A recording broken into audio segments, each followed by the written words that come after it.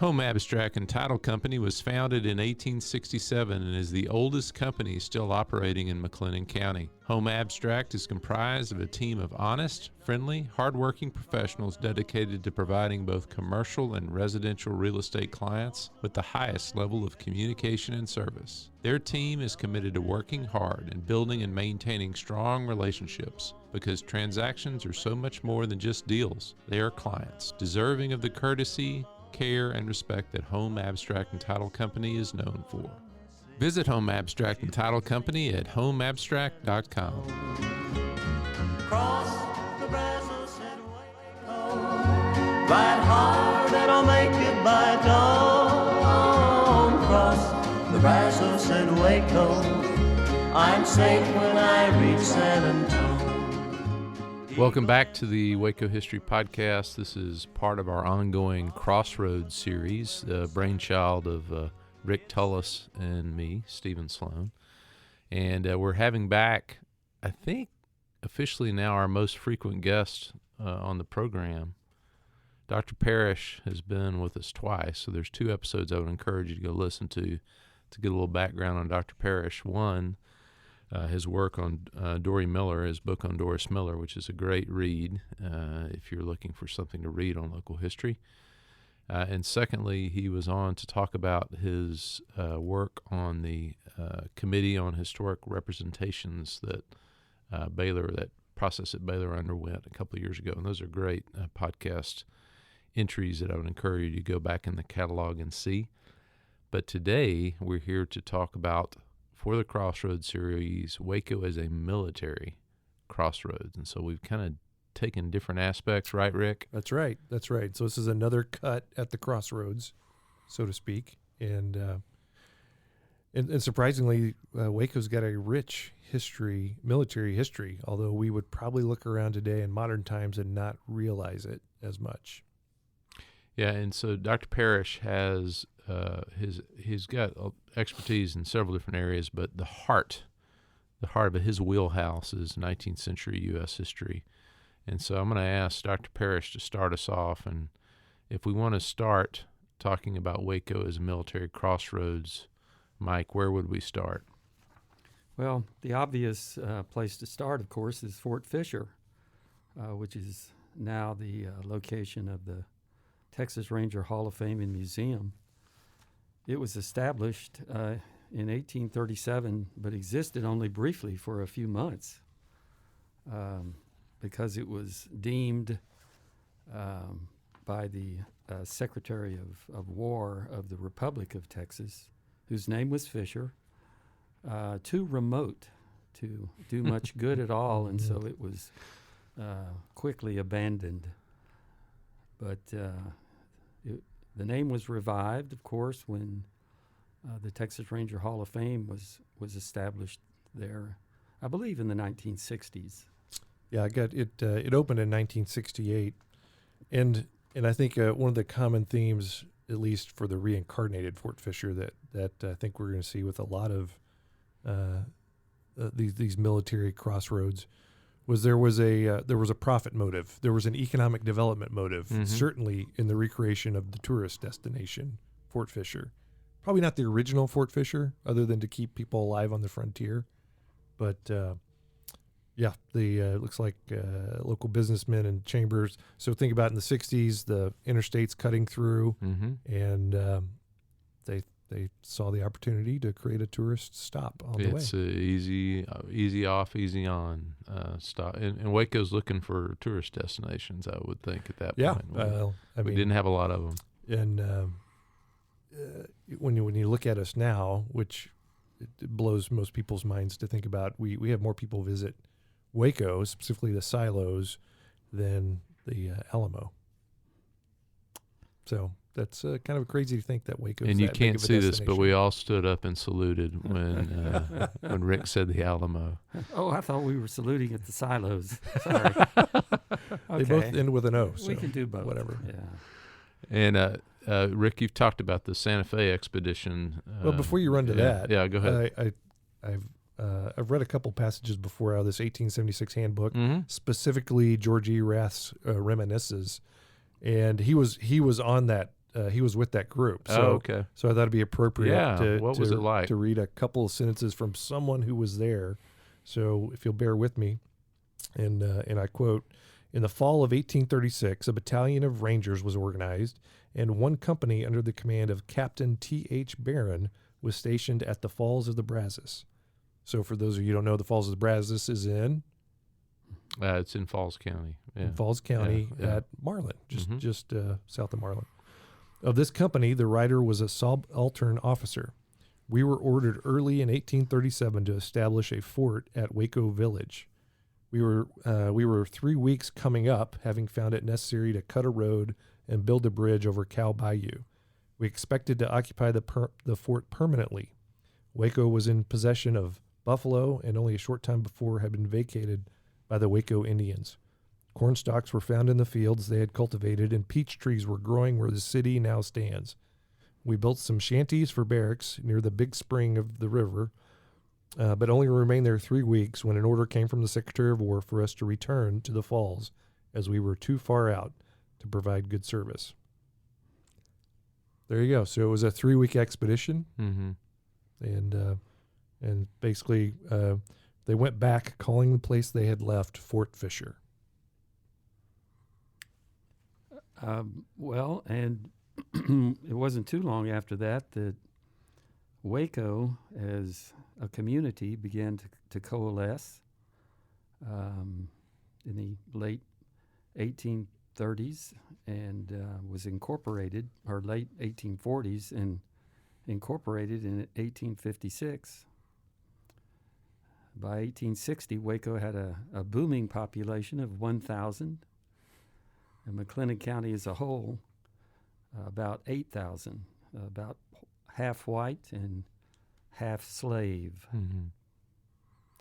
Yeah, Mike, I know you taught a lot of Civil War history during your years at Baylor.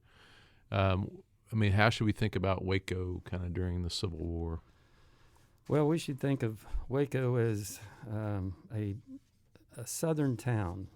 In fact, a town in the Deep South, settled by Southerners, black and white. Amazingly,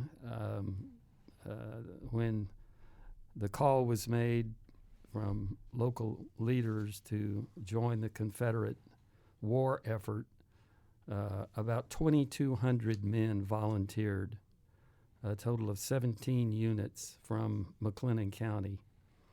And many of those men included students at the fledgling Waco University, whose president was Rufus Burleson. Burleson had come from Baylor in Washington County after a spat with a fellow administrator there, and brought the entire male class with him. And when the Civil War erupted, he insisted that all of them join the Confederate Army, and he did too. He joined Joseph Spate's 15th Infantry Regiment as a chaplain. He was a gung-ho Confederate. And Waco remained very much a southern town, and still is in many respects, of course, and very much a Confederate town, celebrating the lost cause, the memory of the Confederacy. I think one of the interesting things about those numbers, it's about 35% of the population. So put it in today's terms, it would be like us having a call to arms and about 95,000 people in McLennan County showing up to the muster grounds. Yeah, which were the drill grounds are near Bosqueville, right? Yeah, Civil War drill grounds. And during the Civil War, Waco had a manufacturing plant that produced Confederate uniforms, but more importantly, it produced leadership for the Confederacy in the form of 6 Confederate generals and numerous other officers. Those Confederate generals included Lawrence Sullivan Sul Ross of Ross's Texas Brigade, James Harrison of the 8th Texas Cavalry, commander of Terry's Texas Rangers. He had a couple of brothers, Richard and Thomas, who were also Confederate generals. Hiram Granberry was a local attorney who was also a brigade commander. And here in Waco, Felix Robertson of Washington County was eventually buried, but he was a commander of Hood's Texas Brigade. So the record of leadership by Wacoans for the Confederate war effort is highly impressive.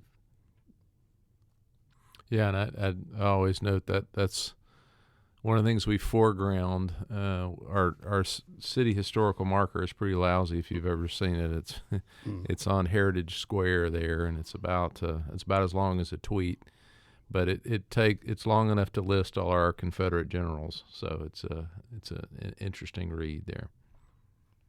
Let me mention a few other names.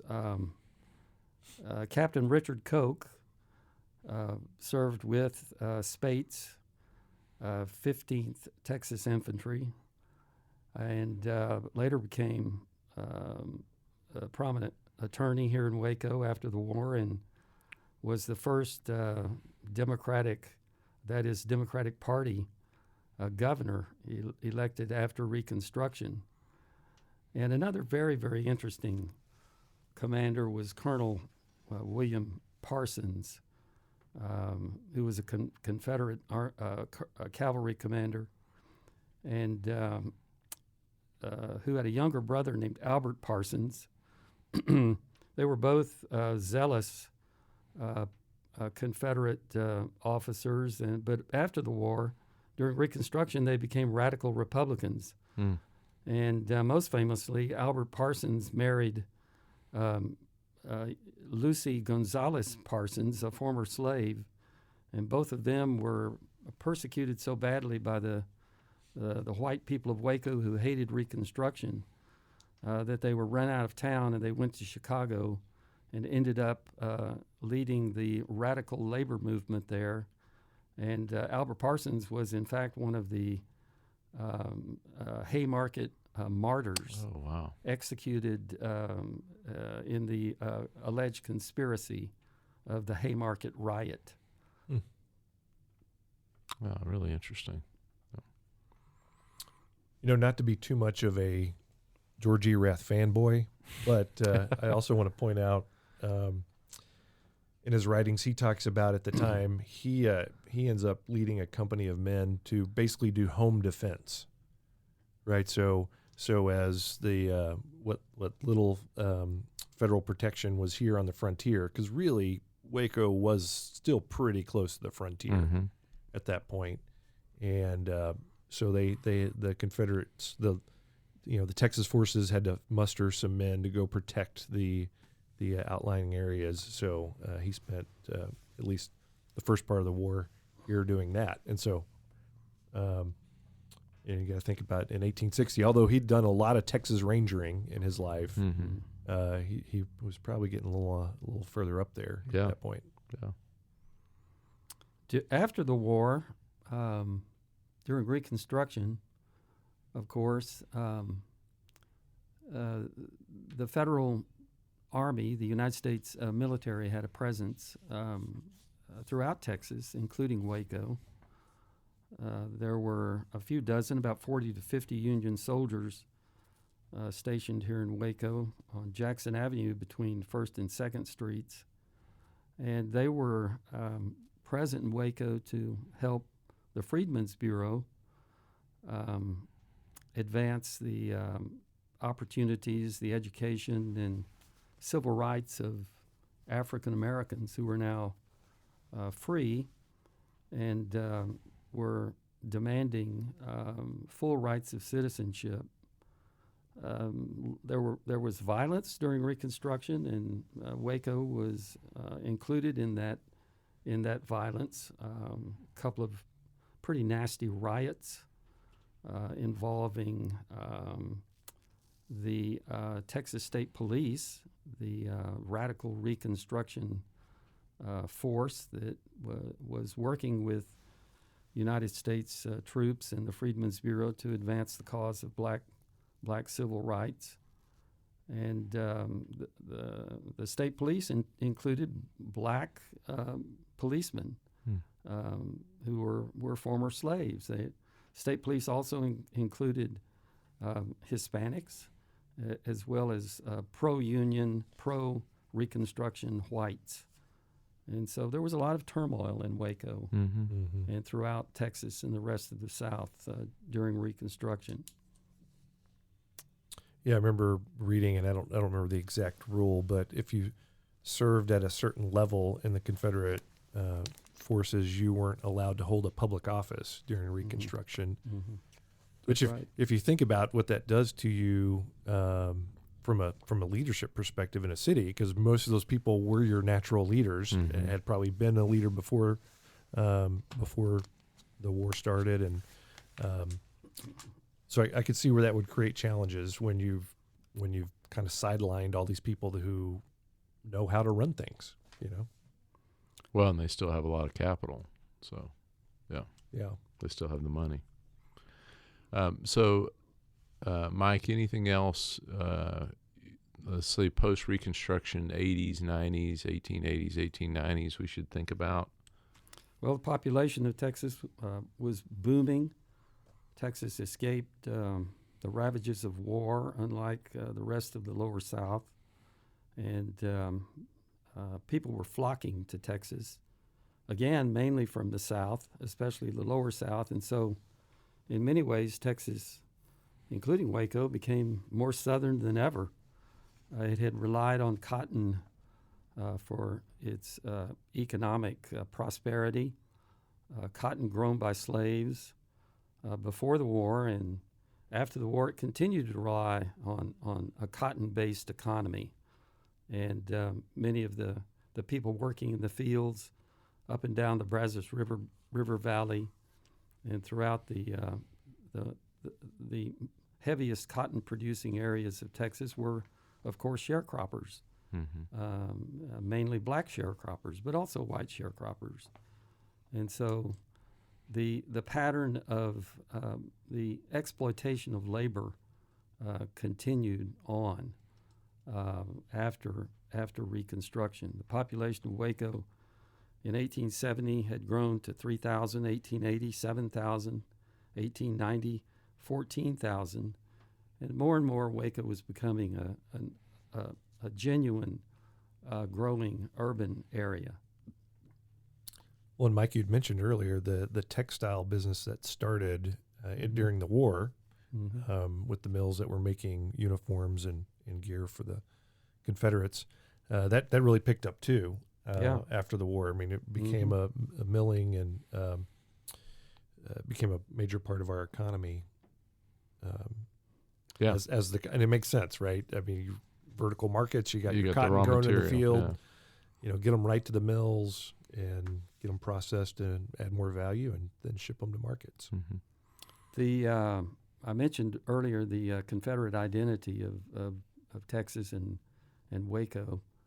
In 1893, Rufus Burleson, who was still president of Baylor, insisted that Waco memorialize the memory of the lost cause, and he arranged to have the first official Confederate monument in Texas erected in Oakwood Cemetery. And it's an obelisk made of granite and still stands today in the so-called Confederate section of Oakwood Cemetery, which includes the graves of several dozen former Confederates.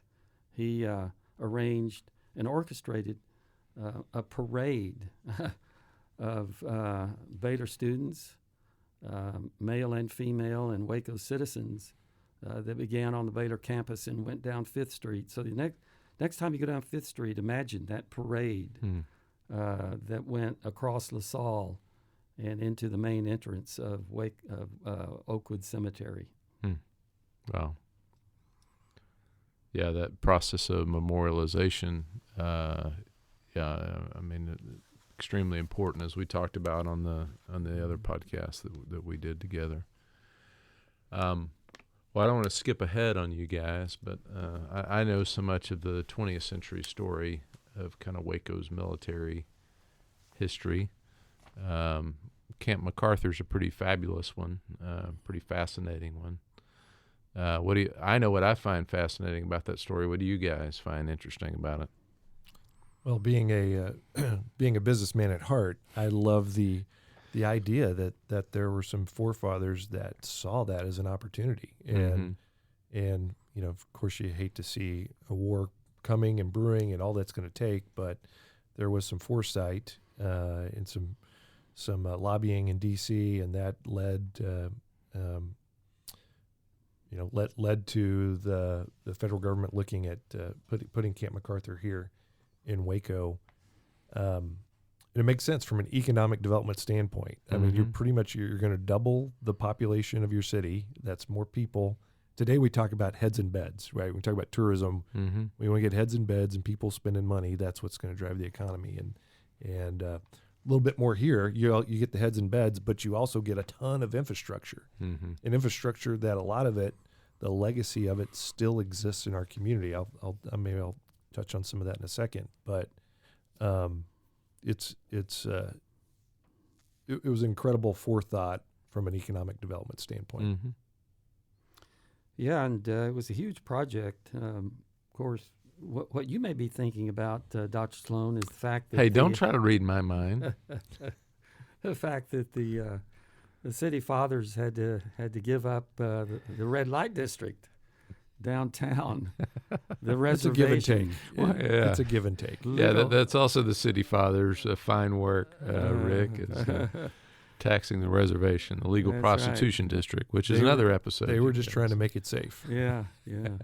So the War Department insisted that the reservation go away. Of course, prostitution didn't go away, but the red light district did, in exchange for granting Waco the great and highly profitable Camp MacArthur, 10,000 acres, out along what is now the area of Lakeshore Drive and MacArthur Street in North Waco.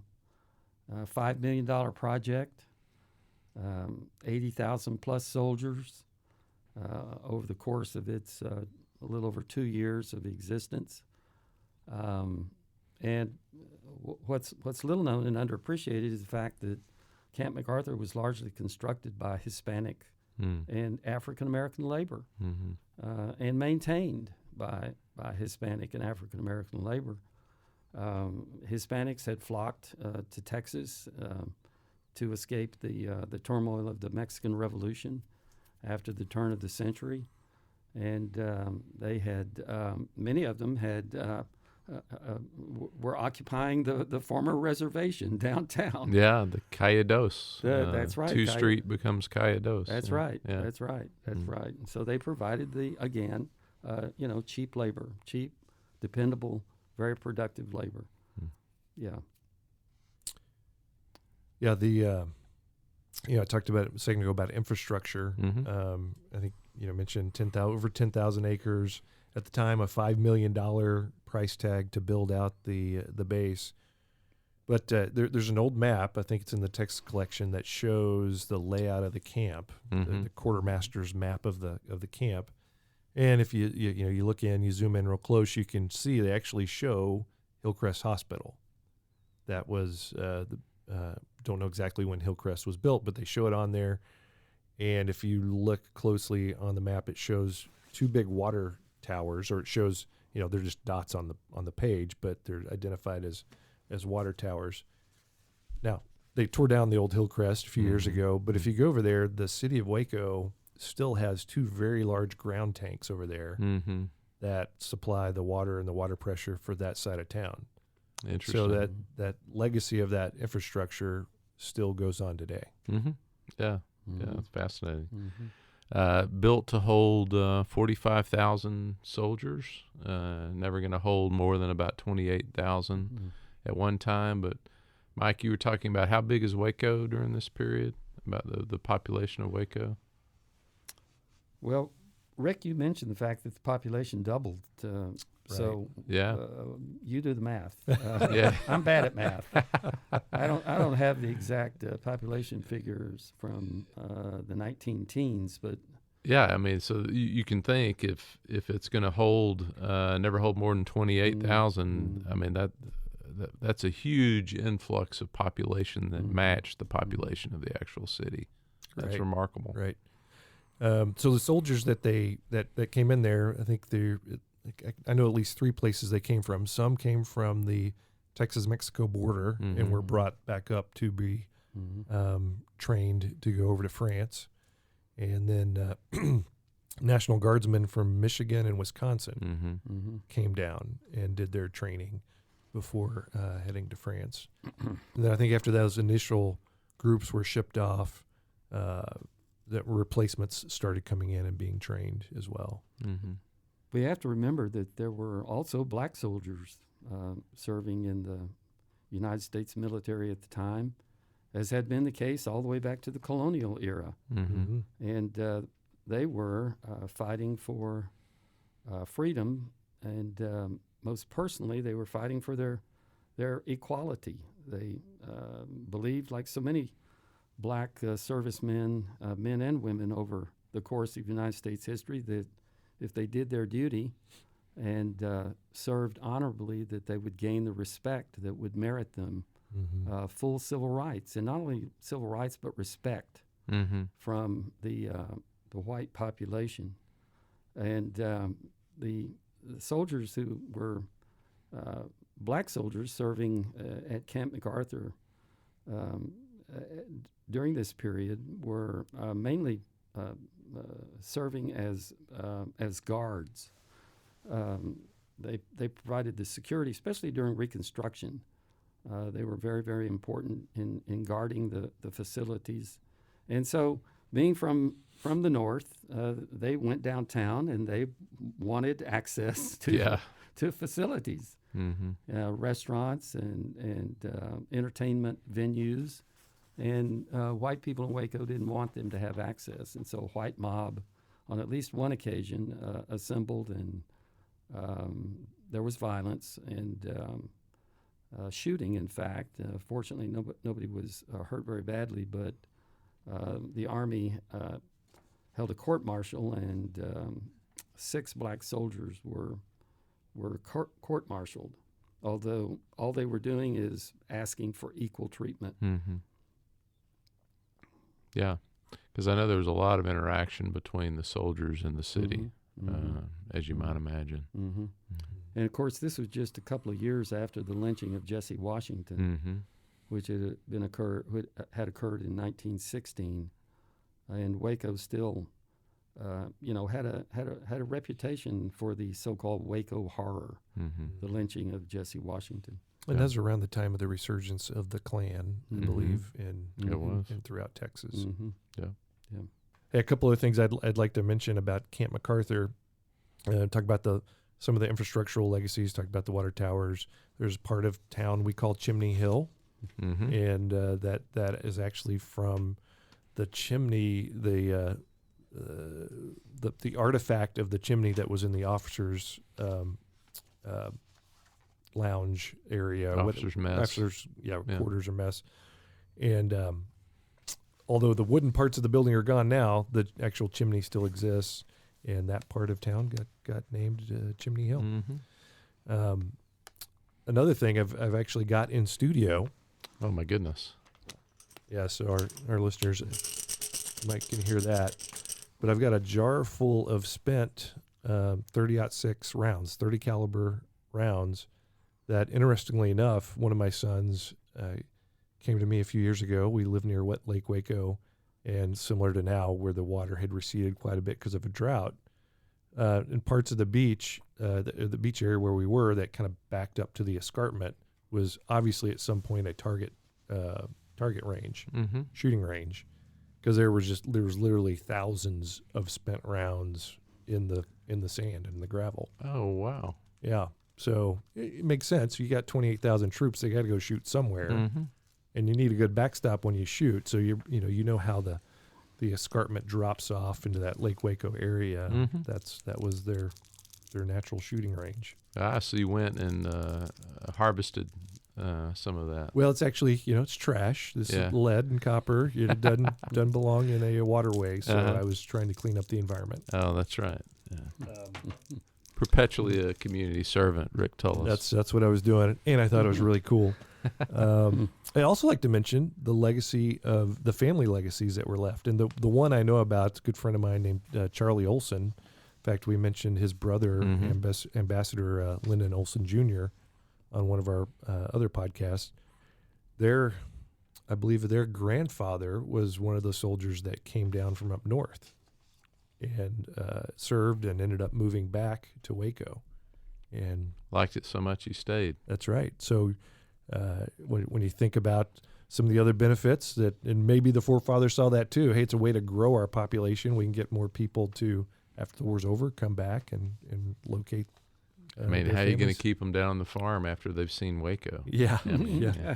Well, it's like I tell my friends now who moved from up north. It's like, you missing those winters up north? And usually they say no. But it's Camp MacArthur. We didn't really talk about the name, where the name came from. Yeah, so many folks may be thinking Douglas MacArthur, but that is wrong, He right? was but a boy. Yeah, one of my or young favorite man. named generals of all time is. General Arthur MacArthur. That's right, yeah. And so made famous in the Philippines, but Arthur MacArthur, that's right, is who that is named after. Yeah. One of the, I think they're one of the few, they may not be the only, but the few father-son combinations to have won the Congressional Medal of Honor. Douglas and Arthur, that is. Mm-hmm. I don't have that in front of me, but I'm going to take your word for it. Why Rick. would I lie on a podcast? That sounds like a Jeopardy question. Yeah. It does, yeah. Yes.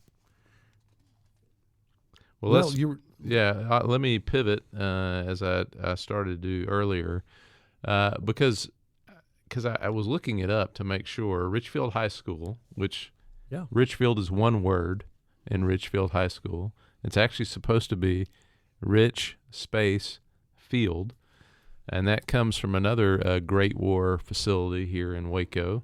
Of course, we had gone airborne by World War I when the Great War came along, and so another facility Waco gets is a Army Air Base, along with MacArthur. We talked about this Army base that's put in place, and it is Richfield Army Air Base.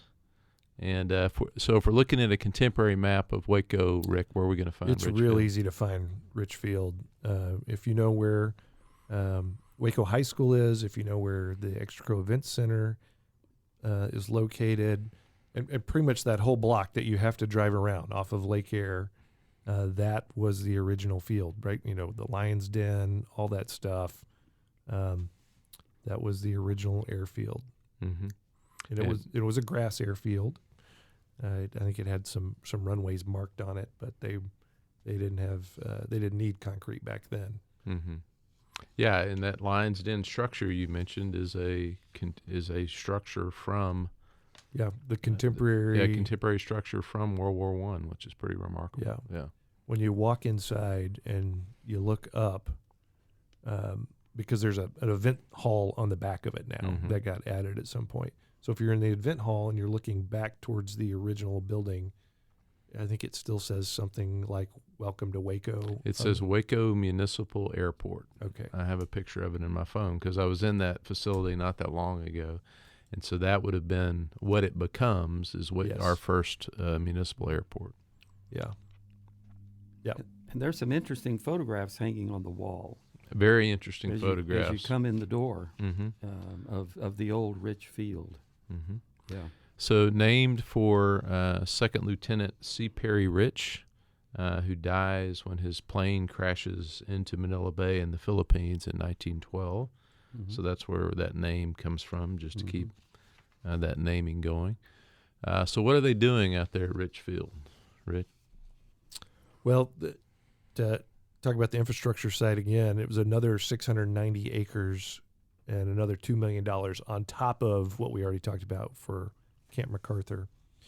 That wasn't included in those numbers. That's back when $1 million was a lot of money. That's when, back before that's what they pay you at Baylor now. That's Mike. That's just what Mike gets. A stipend every year. So it's funny that Woodrow Wilson, the president at the time, they realized how far the Wright brothers had flown in 2003, and America had been the first to fly, but that technology spread a lot faster in Europe because the drums of war had been beating there a lot longer. They'd actually already been at war, so that had spurned a lot of innovation and talent around aeronautics. So they were much more advanced than the U.S. was. So Wilson recognized that and got congressional support to put a lot of money into aviation, and we were the beneficiaries of that. They ended up training about 400 pilots in Waco for the war, and remarkably, considering the dangers involved, only lost 8, had 8 fatalities. Yeah, because when you say rudimentary flight, you're hitting it right on the head. I mean, as far as what they're doing out there. Mm-hmm. And those pilots received additional training and, of course, experience when they got to France. The French Air Force officers, provided them with a lot of practical advice and real hands-on training to help them be effective. There were literally tens of thousands of American aircraft that helped win the Allied cause in World War I in Europe. Let me mention one thing about the old Richfield, too. As you all know, Waco High is the original facility of Richfield High School, and it's undergoing massive renovations and expansion. And there is a historic relic that survives from the old Richfield, which is the original flagpole. And I believe it's either made of cypress or perhaps heart pine, but I think it's probably cypress, and so it's been, relatively safe over the years and has survived. It's very hardy, but its paint has crumbled away, and it's weather beaten, and so here in the last couple of months, my friend Brad Willis and I, who was my classmate at Richfield, we graduated together in 1971, have been on a campaign to save the old flagpole, which is on the grounds of Waco High. And so the plan is to move it indoors so that it'll be safe, and it'll be prominently featured when you walk in the building, and it will be properly memorialized. There will be plaques there that tell the story of not only the flagpole but also the importance of Richfield, the air base. Yeah, interesting. Yeah, that's good work, Mike. Yeah. So as you alluded to, after the war, the military basically turned over the airfield to the city of Waco. It became the Waco Municipal Airport. And operated that way. I think they did pilot training out there. Also had some commercial flights. I think by the 30s there was commercial service. Yeah. Early commercial flights. So they were canceling flights out of Waco as early as the 1930s. Don't talk like that. Sorry. We got to support the local economy, okay? But it was being built for biplanes. The runways were not began to not be long enough for modern aircraft to have room to take off and land. So really in the 30s, the city of Waco started looking at other opportunities or what they were going to do for future growth, or to have a different facility. And we'll probably talk about that a little bit more here in a second.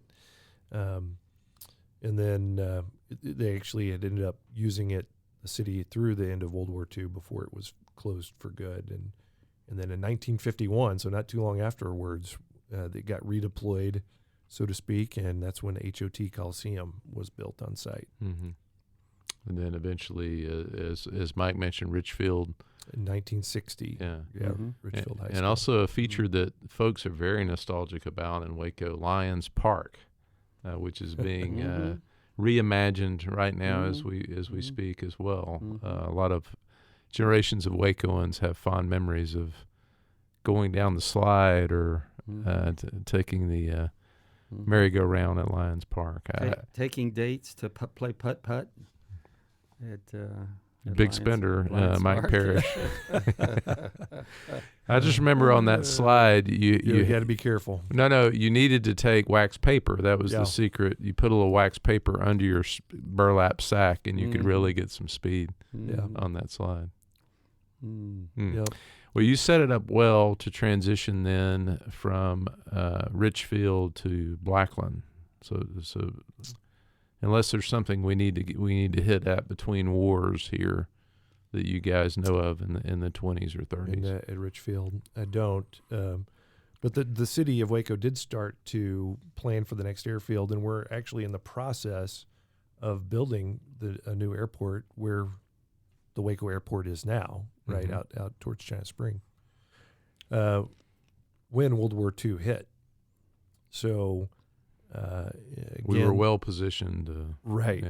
So again, the military was because after World War I, the military had greatly reduced again. Right. The peacetime, and the reservation did not reopen. Right? No. Okay. No, not that I know of. Okay.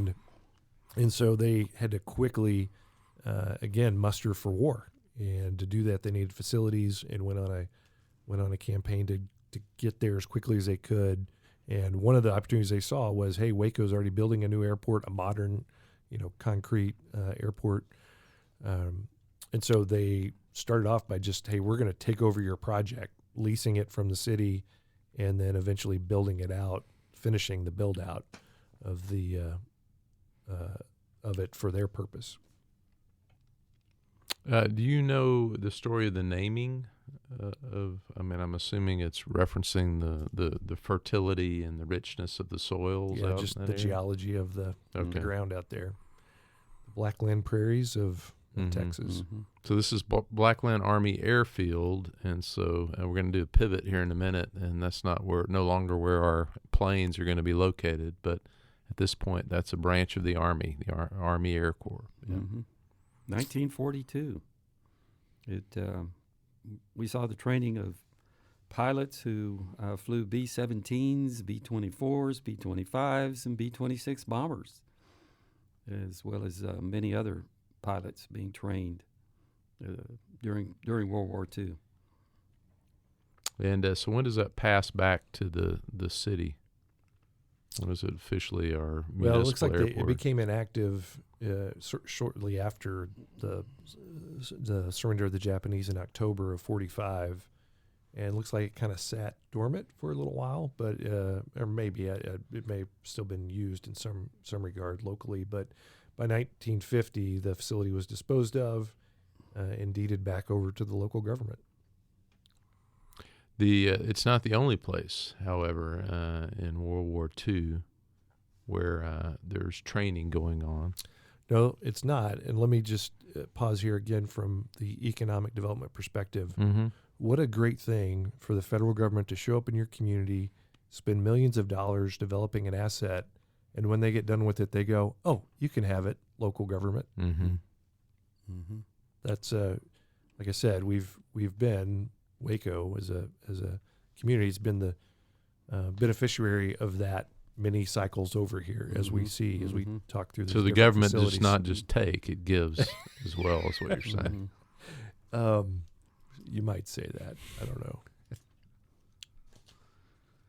So the thing that I was intimating about earlier, or hinting at, and there's a lot going on in World War II.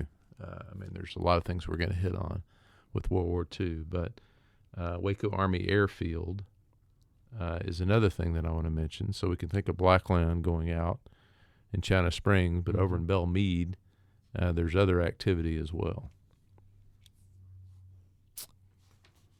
Right. So, again, before the war, local officials lobbied the feds to build another base in Waco. They saw that opportunity. And if you think about aviation at the time, and you're trying to train people, what do you need? You need lots of good weather for flying. Yeah. And we got that, right? We do. Yeah. So year round, you're able to fly in this area. Of course, we all know there's a day or two when things are not great. But on the whole, the military had done they'd done a weather search of the U.S. and meteorological, I think, meteorological survey. Yes, I would something is like where the that. PhD really kicked in. Go ahead. Is how I would say it if I could say it right. But and at the time, you see a lot of bases showing up in Texas. A lot of them that we don't necessarily think of. Love Field in Dallas. You've got all the fields down in around. I think San this Antonio. is really true about the Southwest. Really, First. I mean, That's right. Yeah. That's right. Fort Worth, Yep. as well as San Antonio. Yeah. Yeah. So Texas was a great beneficiary at that time. So this was another opportunity, and in August of 1941, construction began on 1,162 acres that the county had acquired for that purpose, which I saw that as a theme with all these bases. The local government would go acquire the land for the federal government to come in. So, there was work on our side to get ready to accept those projects to come to town. The Waco Army Airfield, as it was originally named, began pilot training in the spring of 1942, so not too long after the beginning of hostilities. They trained several hundred pilots, and then after the war, the base went inactive for 3 years. In 1947, it was reopened because, what happened right after World War II? The Cold War. That's right. And so they realized, hey, we and that a major part of that Cold War experience was the growth of an Air Force. In fact, by 1947, it was the Air Force. The Army Air Corps was, or the Air Force was born out of the Army Air Corps. It came out of a new branch of the service. Yeah. Exactly. Yeah, and it is named Connally Air Force Base, and then in 1950 they add James, so James Connally Air Force Base, which is a local connection in the name. It does. So James T. Connally was from Waco, has a really interesting career himself as an aviator. He was actually born in McGregor. Oh, well, so I'd give the shout out to incorporate McGregor. Okay. This isn't the McGregor history podcast. So we're just absorbing. They got to get their own podcast. We're absorbing the outlying areas. Really interesting career in 1941. So this is before. He flies airmail for the Army in the 1930s. He's a longtime aviator. But in 1941, he's in one of the first shipments of B-17s to the British. So the British didn't have any heavy bombers, and so the U.S. is supplying the British with their heavy bombing corps. And so he goes over in 1941, and so he's on some of the early missions during World War II, James T. Connally, and he's also in, unfortunately, his last mission is one of the last missions during World War II. And so he's a very active aviator throughout the war. He wins a Distinguished Flying Cross for a mission that destroyed a Japanese tanker and rescued 23 stranded U.S. pilots. So he was a very decorated aviator throughout his career, but that's who the Air Force Base is named for. Right. And I did say he was born in McGregor, but he did graduate from Waco High in 1927, went on to A&M and graduated in 32, and then entered the Army Air Corps. Now we've anchored Richfield and we've anchored Blackland where they are on the map. So where are we when we're talking about Connally Air Force Base for folks that are not longtime Wacoans? Well, if you know how to get to TSTC, you'll get there. Mm-hmm. It's in Belmead. That's right. Again, we're stepping on the Belmead history podcast, but yeah, that's where it is. So TSTC L3, right? I LT Harris, yeah. All those facilities that are out there are going to be connected to the story of Connally. So, Rick, what is Connally? What are they doing out at Connally? What's the focus of that work there at the Air Force Base? Yeah, so they did a lot of navigator training. Really the larger bomber crew type training, and getting them ready. So think about that time in history when aviation history. There's a changeover from prop to jets, and from subsonic jets to supersonic jets, and all that leads. And since that was a training base for crews manning those kind of planes, that runway and that infrastructure was really built pretty stout. It's I don't know exactly if it is the longest runway in Texas, but I know that that original runway has been a huge asset for our community in many ways.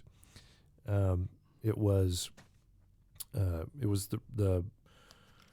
the landing place for George Bush when he would come in on Air Force One. Mm-hmm. It was designated as a emergency landing place for the shuttle flights back in the days when the shuttle was flying overhead. So it's a significant amount of infrastructure, and I've been out there to many air shows. Mm-hmm. Huge tarmac area, lots of room, and really even today from an economic development standpoint. Companies like L3 Harris are out there, but there's an active effort to try to grow the aviation sector and aviation economy of Waco, and that's one of our huge selling features. Yeah, and just the James T. Connally story, I don't know that I said that. He's leading a flight of B-27s over Yokohama. B-29s. B-29s. Yeah, B-29s. 27, 29, whatever it takes. No, those are a big difference. B-29s when he shot down in May of 1945 a mission over Yokohama. So he almost makes it to that August armistice with Japan, but doesn't quite make it there. Mm-hmm. I want to stay. We'll talk about the dissolution of Connally Air Force Base. I don't want to ruin the story for some of you, but it's going to go away at some point, and that's an interesting story as well historically.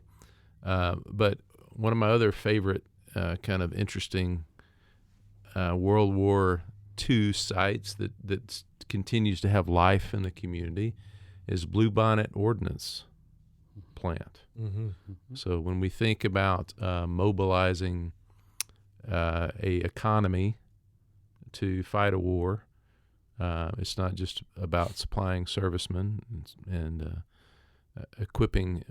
It's about producing munitions, production to support the war effort. And so, what was Bluebonnet's ordnance plant? Well, it was located out in McGregor, established in 1942. It was one of only 4 plants in the United States that actually produced bombs during World War II. It operated in many ways like an old-fashioned company town. It included 5,000 workers, men, women, children, with all kinds of facilities that allowed them to live very, very nearby. And it was highly secretive. There was very high security at the Bluebonnet Ordnance plant. So it produced 3 different types of bombs: a semi-armor piercing bomb, a general-purpose bomb, and fragmentation bomb.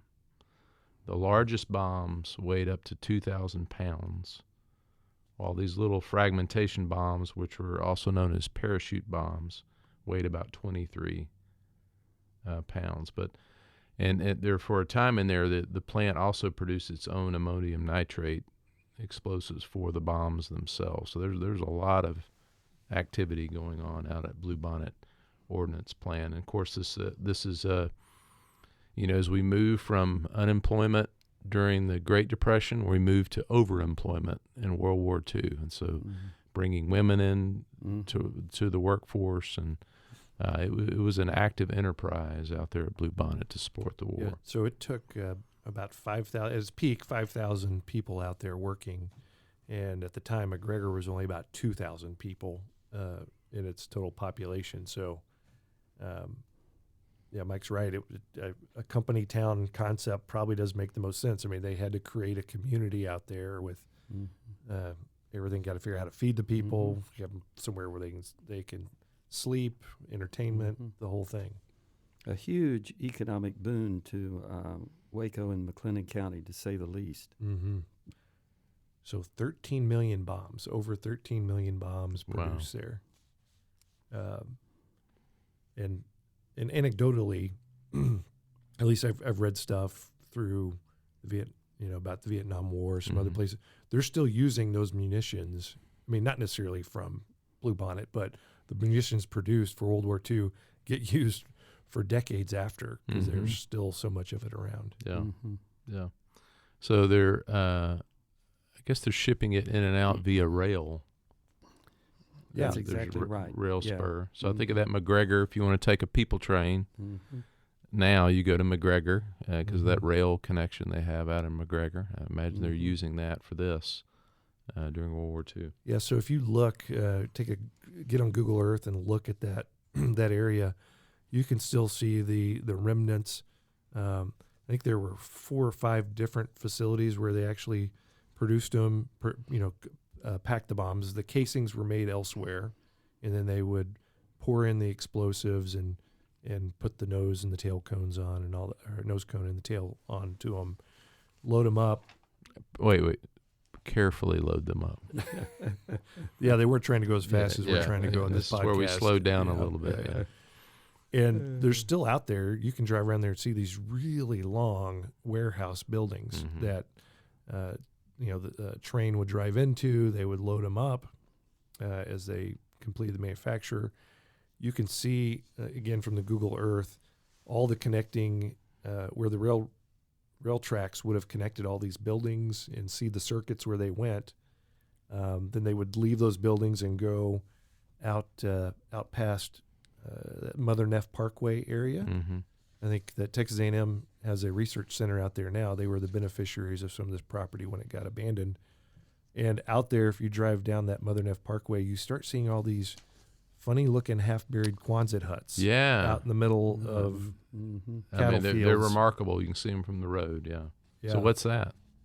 So that's where they stored the ordnance once it was completed. They obviously, you don't want to set off a chain reaction, so you want to spread them out as much as possible. Yeah, so you'll see these big berms that are built up kind of beside these storage facilities where they were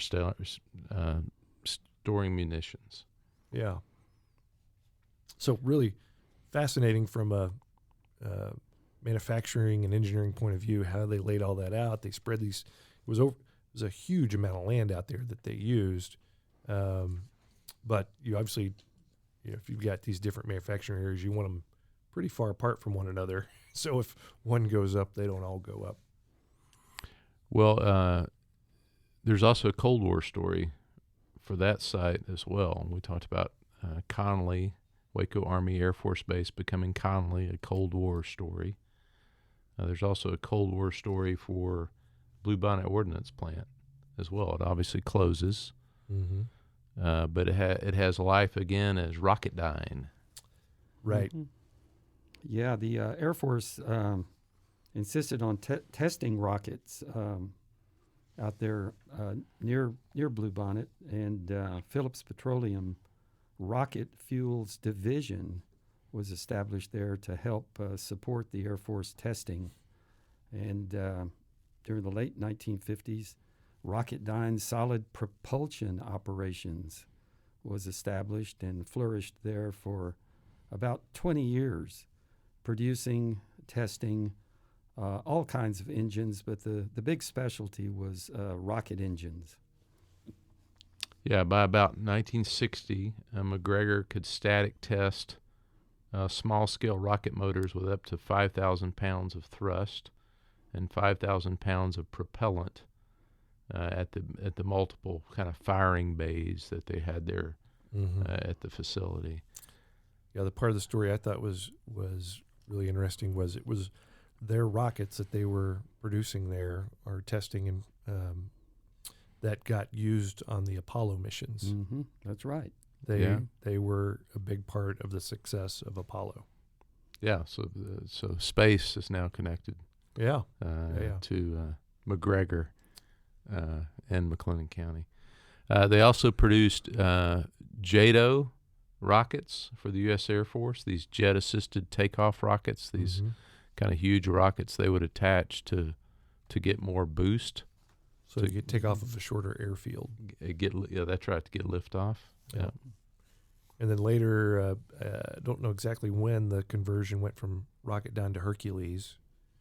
In fact, I remember, I do know when Hercules closed, though, that was the time I bought my first house in Hewitt, Texas, from a gentleman and his family who were being relocated because Hercules just closed down. Interesting.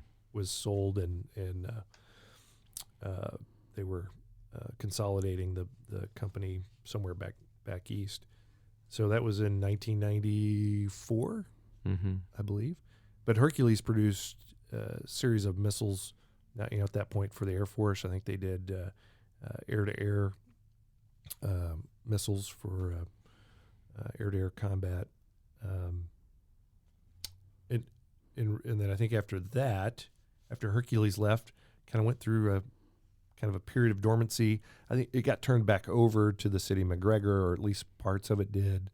City of McGregor started looking for ways to generate economic development out of it, just like they're doing today. Again, getting back to that theme, have the federal government come in and build a bunch of infrastructure for you, and then leverage it for your future growth of your community. And now, I was gonna get somebody to do that. Rumble, rumble, rumble, rumble, rumble, rumble. At odd hours of the night.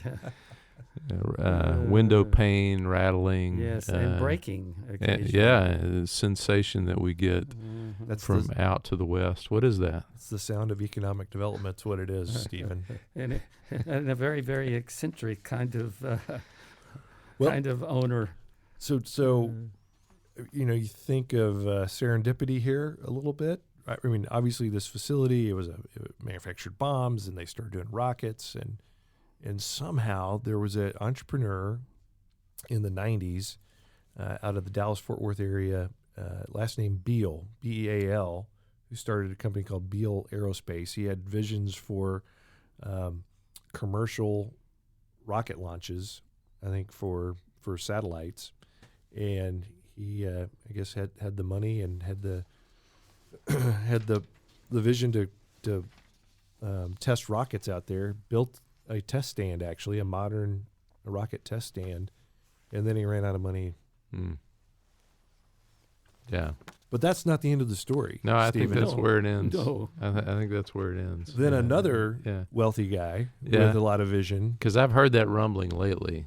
Yes, it's been recently. I've felt that rumbling. Yes. So Mr. Musk, I'm not sure how he found out about this being a facility to test rockets, and I'm assuming there's probably some regulations, environmental stuff. I mean, there's probably some hurdles to say, hey, I'm going to go open up my new rocket test range somewhere. There's probably some. So you're saying if you are a rocket test range, it's likely you might continue to be a rocket test range. You're probably already pre-approved. So that's. So this is 2002, 2003, where SpaceX begins to acquire some of this property out in McGregor. And it builds into, and I've never been on location. Rick, have you been out to SpaceX to see the operation? Yeah. Well, tell us about it. I'm very familiar with their air conditioning. Yeah, so it's several buildings spread out. They have added to it. There's some legacy buildings that they've used and adapted, but a lot of new construction since then. But test stands for large rockets and small rockets. When you're maneuvering in space, you're not using the big rocket on the back of the thing. You got lots of little thrusters, and so those are part of what they're testing out there as well. And they're getting to the point where they're going to manufacture engines. I think the effects, some of the effects of COVID, and the desire for some companies to leave California, get to Texas, whatever those reasons are, they had decided at some point to move some of their manufacturing here to Waco, or assembly of those rocket engines. So it's not just testing anymore. It's moved beyond that. Well, they got some space out there, right? I mean, they've got some room to grow. Yeah, there's capacity. There's still a lot of acreage out there, and the city of McGregor's done a great job of attracting other businesses. Currently under construction, there's a German company called Knauf, CNAUF, which is an insulation manufacturer that's in the process of building a new modern plant out there that's going to be a huge boost for the economy. And in the world of economic development, I think I don't know the exact numbers. I think there's still like 1,000 acres available out there for economic development, and it's a certified mega site. So that means there's certifications for everything, but it's got the right kind of power and infrastructure, water, rail access, things that companies that want to big manufacturing operations would need. The facility's already been vetted for that. So at some point, there's a good chance that McGregor will get even more economic development out there, more manufacturing or something out there. And SpaceX works hand in glove with the federal government and especially the military. Both operations, the public sector and the private sector benefit. Mike, you did a whole episode on Doris Miller as we started this story in World War II at Bluebonnet Ordinance plant, and so I'm just interested. It's been a couple of years since we did that podcast episode where we talked about Doris Miller. As then we didn't have the memorial like we have in town now, and I think your book was just coming out at the time in which we did that podcast. So I'm interested. Any epilogues you want to add to the Doris Miller story as far as things that have kind of, as you've thought more about it? And I think he's also the aircraft carrier. That designation has happened since and so there's been developments there. But any other thoughts you want to share with us on kind of the significance of that Doris Miller, the Wacoan? Well, my book got picked up by a publisher in France. Fantastic. And so you can actually buy Doris Miller. And read it in French? And read it in French. Wow. Yeah. I'd have to learn French first, but yeah. Yeah. But I think the aircraft carrier, the huge Ford class aircraft carrier is on the drawing board. Actually, it's already under construction. And so it's kind of inevitable, but these things take a lot of time. It won't be launched, for another decade. But assuming Congress doesn't, pull the funding, it's a win-win, a win for the military, but also a win in the ongoing struggle for civil rights. Yeah.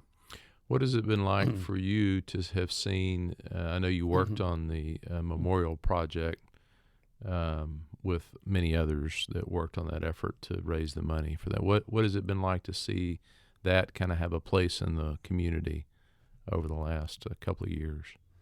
Well, it's been great. It's become a real icon of the Waco community, every bit as much as the Suspension Bridge and McLean Stadium and the silos as well. Whenever we promote Waco, and whenever we talk about Waco and encourage people to consider coming to Waco and touring Waco, the memorial, the statue, which is extremely impressive and inspiring. It's listed, right up there, near or at the top. So I'm very, very gratified about that. Yeah, I love how it adds to the tapestry of Waco's outdoor spaces. Great cities have great outdoor spaces, and we're getting a lot of momentum in that part of town, and I think it's a great outdoor space now. It's only getting better over time. Yeah, definitely. Rick, why don't you tell us about the 12th Air Force? Because I remember, so I remember being excited about this. This is funny, having been in Waco since '87. It was only a few years ago that I actually learned this tidbit or trivia about Waco, and it's funny. I learned it. I was in Lake City, Colorado, with my family vacationing, and we were in this artist's shop, and so I start talking to him, asking about him, and he finds out we're from Waco, and he's like, "Oh yeah, I went to high school in Waco. My dad was part of the 12th Air Force, part of the command for the 12th Air Force." Like, what? Anyway, so I got the story from him. So essentially, 12th Air Force is a storied part of originally the Army Air Corps, like we talked about a minute ago, and then the Air Force. But as the Cold War evolved, they ended up moving it out of Ramstein, Germany, to putting the command here in Waco in 1958. They were kind of associated. They were associated with James Connally, but their headquarters was actually at 25th and Windsor, right about, if you think of that little part of that area, that part of town. St. Louis church is right there, Catholic church. And there's some vacant lots around there. I'm not sure which one, but the building was actually on one of the vacant lots. The building doesn't exist any longer. But their base of operations was here, and they focused on training tactical air crews and keeping them in a state of readiness. I mean, we've all seen seen video or footage of air crews running out to their planes as they're practicing these alert drills and getting planes in the air with nuclear warheads, all that stuff. So that's a big part of what they were doing. Yeah, really interesting. Yeah, that's a layer of this that I wasn't aware of either until recently. Mike, I want to ask you a question. So you're the only native Waco in the room. So West Texas, East Texas, Rick's West Texas, I'm East Texas.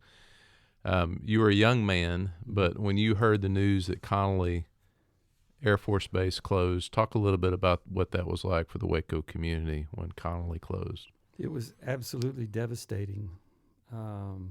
It happened very suddenly. I was, just still a teenager, really, but it was featured in the news for several days, really more than a week. All the ramifications of the closing happened during, Lyndon Johnson's administration, and Johnson was trying to save money all the time. In fact, he was a fanatic about turning off the lights at the White House. And so, during this time period, the Vietnam War was costing more and more money, 1968. And the Great Society was costing a lot of money, and so Connally was Johnson was pretty ruthless about it.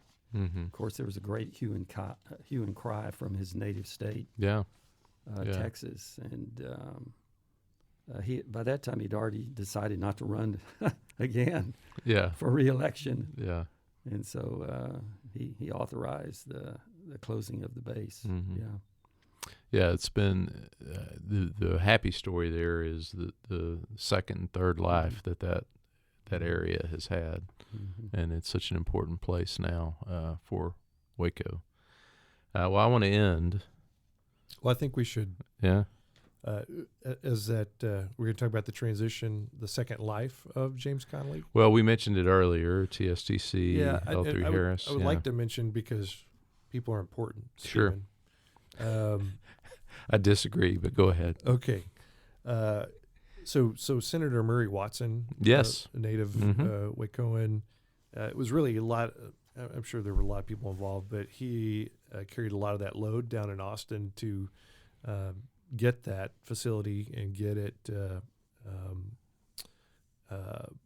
part of the Texas A&M system, which originally was the James Connally Technical Institute. And so it was one of his signature legislation pieces, and I'd like to give him credit. Yes, and we're going to do an academic Crossroads episode, and we'll get into a little bit more of kind of TSTC's history, or TSTI's history, which is an interesting one. Yep. But as Rick reminded us, our longest serving part of the story is the Waco VA Hospital. I think, which is a beautiful facility. It's been open since 1932, so a very long-serving federal institution that is engaged with our armed forces here, and of course you can see that out on what we continue to call New Road. It's not new anymore, but it's continued to call New Road. But tell us a little bit about the Waco VA Hospital, Rick. So like I said, it was opened in May 8th, 1932. Originally is about a 500 acre site south of the city, which it's technically. I know it's Beverly Hills. Beverly Hills. This is not the Beverly Hills History Podcast. Yeah, boy. Yeah. We'll say it's the. That's a small market. Greater Waco. So initially, if you've seen it, it's multiple buildings, right? It's a campus really, and it was originally designed for 300, a little over 300 patients. As more and more care was needed, and a lot of its focus was mental health, mental health care. It grew, I think, several times during World War II. It had over 1,100 patients, and by the end of the war, there was over 2,000 patients being served. At that hospital. Yeah, and we promise we're going to reserve an episode to talk just about the VA hospital. There's some leads for some folks out there, so we'll have a future episode that'll deal with that. Well, you've been patient with us as we've covered Waco as a military crossroads. We covered a lot of ground, haven't we, Dr. Parrish? Any last words you guys want to get in as we think about Waco as military crossroads? Well, it'll be interesting to see what the future holds. Hopefully we don't have any more wars anytime soon. But I can say there are things going on as the just recently in the news in Austin. I think they were awarded the Army Futures headquarters, which basically is, from what I know, it's just they're thinking. It's a headquarters for the military to really think about the future of warfare. We as a community have been really engaged with them because we think Waco has a lot to offer to the Army Futures Command, and as far as our resources go. So just to kind of tie a bow on that, how this the economic development side ties in to the military side. It's different. We're not necessarily asking for new bases, but we're asking to engage from whether it's research, done at our local universities, or talent acquisition, growing talent for the military, or future businesses and manufacturing facilities. So it continues to go, just a little different. And I think we should end. I think my my co-presenters would agree, my guest and my co-host would agree, we want to end by thanking all those from Waco and McLennan County that has served in the military over the years, because we've gone all around the world and to space as we've talked about this history, and I'm just reflecting on all the lives that this has touched as we've moved through time. And so we want to thank you, men and women, for your service, and thank you for listening today. Agreed. Thank you. The Brazos in Waco, ride hard and I'll make it by dawn. Thanks for listening to the Waco History Podcast. Like what you heard? Subscribe, rate, and review our show on iTunes so we can reach more listeners. You can find show notes and info on every episode at wacohistorypodcast.com, and more info on Waco's past at wacohistory.org. Our theme music, used with permission, is Cross the Brazos at Waco, performed by the late Billy Walker. For more info on Billy's music, go to billywalker.com. Thanks for listening. We'll see you next time. Reach San Antone. This has been a Rogue Media Network production.